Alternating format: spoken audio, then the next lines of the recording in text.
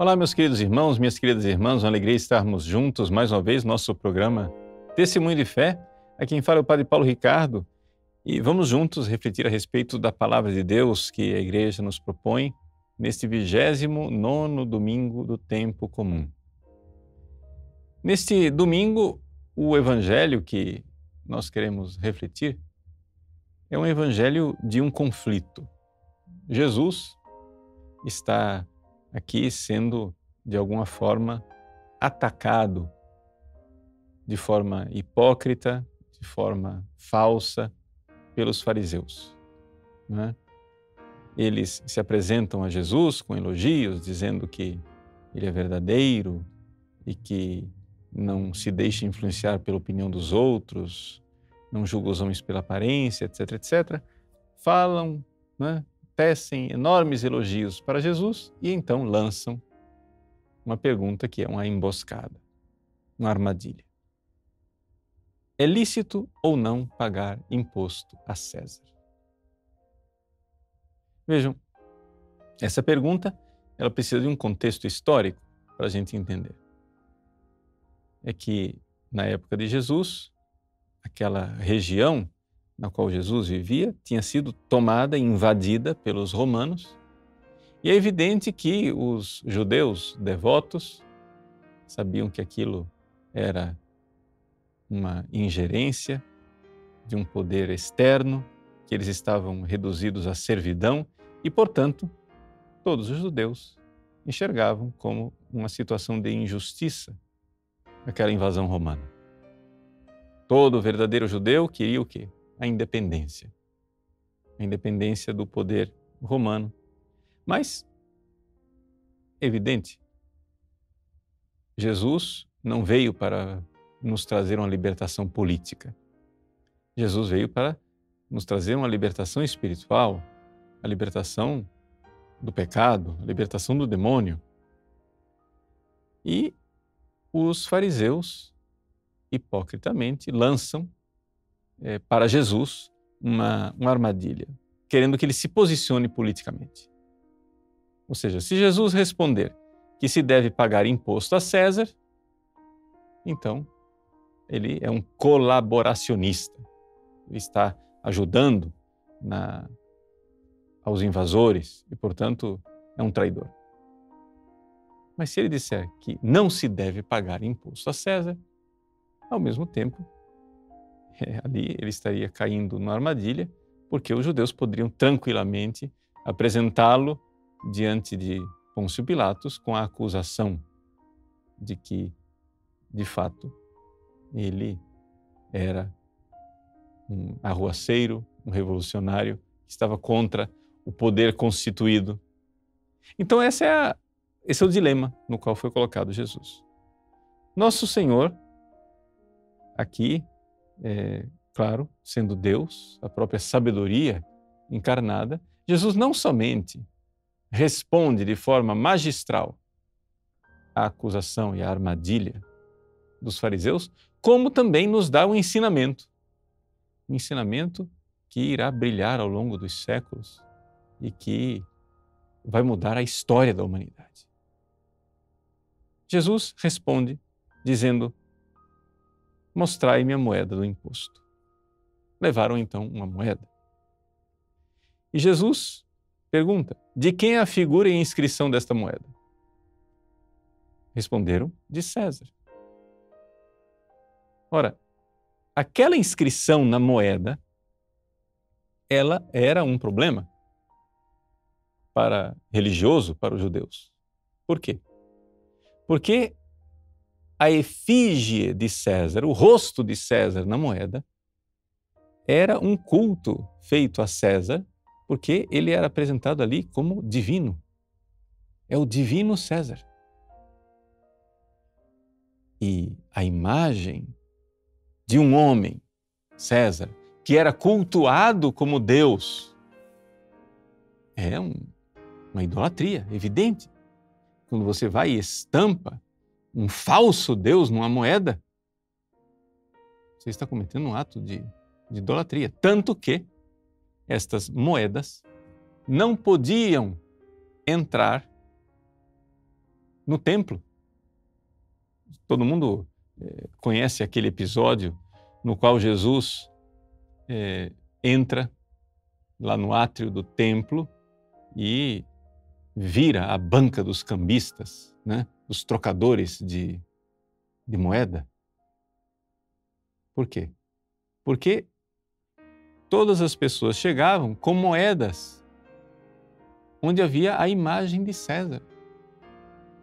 E é evidente que os judeus não iam permitir que aquelas moedas idólatras fossem usadas para pagar a doação do templo.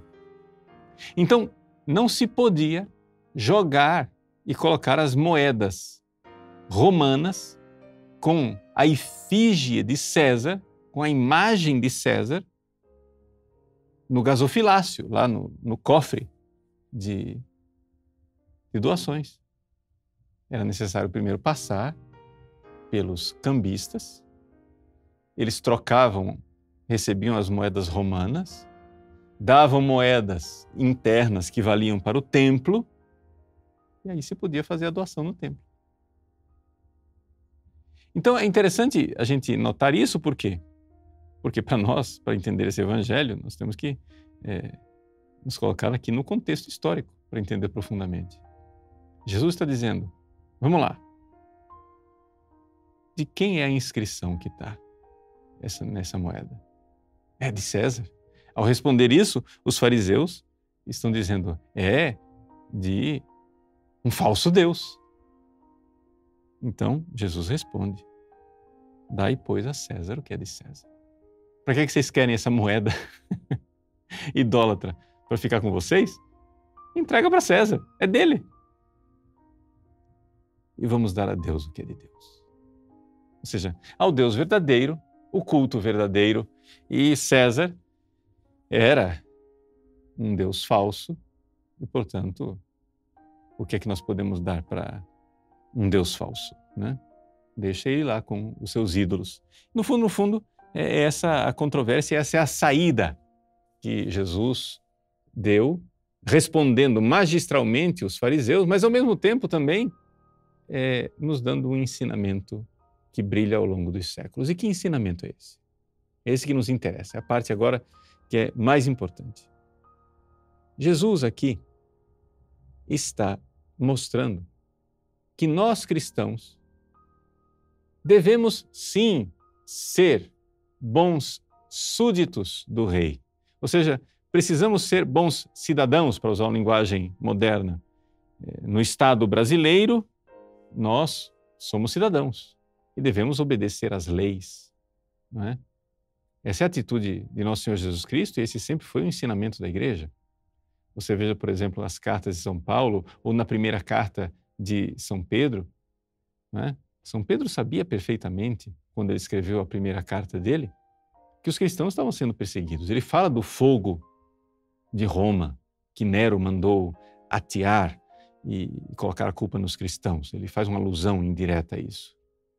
São Pedro está ali, diante de uma grande perseguição. E, no entanto, este império romano que persegue os cristãos é o poder constituído e São Pedro diz, olha, rezem pelo rei.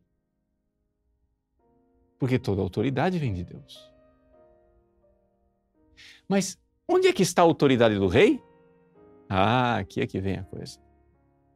Meus queridos, os reis, os políticos, aqueles que são as autoridades civis, eles somente têm poder sobre os nossos corpos. Mas eles nada mandam em nossas almas. Vamos dar a Deus o que é de Deus. Jesus, ao dizer, dai a César o que é de César e a Deus o que é de Deus, ele está proclamando aqui a liberdade das almas. Por quê? Porque esses poderes civis não mandam em nossas almas. E, portanto, existe sempre uma liberdade interior. Jesus, ao pronunciar esta frase, está dizendo a nós que nós não podemos e não devemos obedecer leis que irão contra a vontade de Deus. A partir disso que Jesus está dizendo, os cristãos morrerão aos milhares. Os cristãos irão como mártires gloriosos para as arenas dos circos romanos, para serem entregues às feras, para serem crucificados, queimados vivos, para dar a Deus o que é de Deus e negar a César o que não é de César. Não cabe a César o culto como divindade. Cabe a ele a obediência como cidadão. Muito bem. Eu sou cidadão brasileiro. O que eu devo ao governo brasileiro? A obediência dada às suas leis justas, lícitas, boas. Eu devo obedecer como um bom cidadão. Mas, se o Congresso Nacional, se o Supremo Tribunal Federal, se o presidente da República ou o governador do estado, que seja, o prefeito da minha cidade, se vierem com um pedido de alguma coisa que vai contra a vontade de Deus, vai contra aquilo que é o direito natural, aquilo que são as leis instituídas por Deus na própria natureza da coisa, meus irmãos, nós temos que proclamar a liberdade cristã. A liberdade cristã de saber que não. Os senhores são autoridade constituída, sim, mas a autoridade constituída que não está acima de Deus. E a Deus, o que é de Deus? Veja, foi exatamente falando esta mesma coisa que Jesus está ensinando nesse Evangelho, que São Pedro, nos Atos dos Apóstolos, nos recorda. Convém antes obedecer a Deus do que aos homens. Convém antes obedecer a Deus. Então, eis aí a liberdade cristã. Podem sim nos levar para as prisões. Eles têm poder sobre os nossos corpos. Mas nenhum poder poderá mudar as nossas almas. E nós continuaremos dizendo não. Não darei a César aquilo que não é de César. Eles podem torturar os nossos corpos. Podem nos matar. Podem nos matar fisicamente ou nos matar moralmente, que é a forma como se usa hoje em dia para matar as pessoas, para perseguir os cristãos. Ou seja, a calúnia, a difamação, a perseguição, aniquilar a pessoa politicamente, aniquilar a pessoa com seus direitos de cidadão, difamar. Mas isso é somente aquilo que eles podem fazer. Nós poderíamos aqui dizer, fazendo uma analogia, com aquilo que é o poder que o demônio tem. Os demônios, Deus deu a eles permissão de nos tentarem. Mas tem duas coisas, dois limites. Eles não podem nos tentar acima de nossas forças e nem eles têm acesso à nossa alma. Eles só têm acesso aos nossos corpos. Ou seja, o demônio, ele nos tenta, digamos assim, instigando, cutucando a nossa imaginação, os nossos afetos, mas não tem acesso nenhum à nossa alma. Nós somos livres, interiormente livres nas nossas almas. Pois bem, também as autoridades civis têm, sim, um poder sobre os nossos corpos. Se forem autoridades justas, se forem homens tementes a Deus que nos governam, eles usarão esse poder que eles têm com discricionalidade, com justiça, com bondade. Que coisa maravilhosa quando na história da igreja nós vemos aqueles reis santos e justos que eram verdadeiros pais da pátria, que serviam ao povo. Mas servindo ao povo eles tinham um poder muito limitado.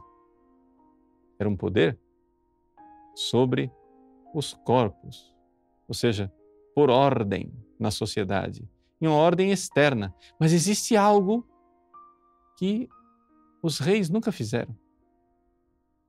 Eles não têm poder sobre as almas. E, no entanto, meus queridos, vejam que nós estamos num tempo em que, miseravelmente, os governos parecem que estão cada vez mais querendo ter poder sobre as almas. Sim, porque, ao contrário do que aconteceu na história, nós temos agora uma arrogância do poder civil, onde os governos pensam que agora eles devem educar os povos, que eles têm o poder educacional. Vejam, é importante você notar isso. O poder educacional, o poder de educar, não é um poder sobre os corpos, é um poder sobre a alma. Quando você que é pai, você que é mãe, você vai educar o seu filho. O seu filho rebelde pode se recusar a ouvir a sua educação e você põe ele de castigo. Mas esse poder que você tem de colocar seu filho de castigo, olha, vai ali, vai naquele cantinho ali e fica pensando no que você fez. Ó, seguinte, não vai ter merenda. Você não vai comer o docinho que eu comprei. Vai ficar de castigo. Olha, tá o programa na televisão que você queria assistir, ou tá o vídeo que você queria assistir, você não vai assistir. Está de castigo. Que poder é esse que você está exercendo sobre seu filho? Um poder sobre o corpo. Você está sendo autoridade civil, por assim dizer. Mas você exerce, como pai ou mãe, esse poder de castigo sobre o seu filho, na esperança de que o seu filho se arrependa e que ele então ouça os seus paternos conselhos e se deixe educar por você. Que ele comece a enxergar.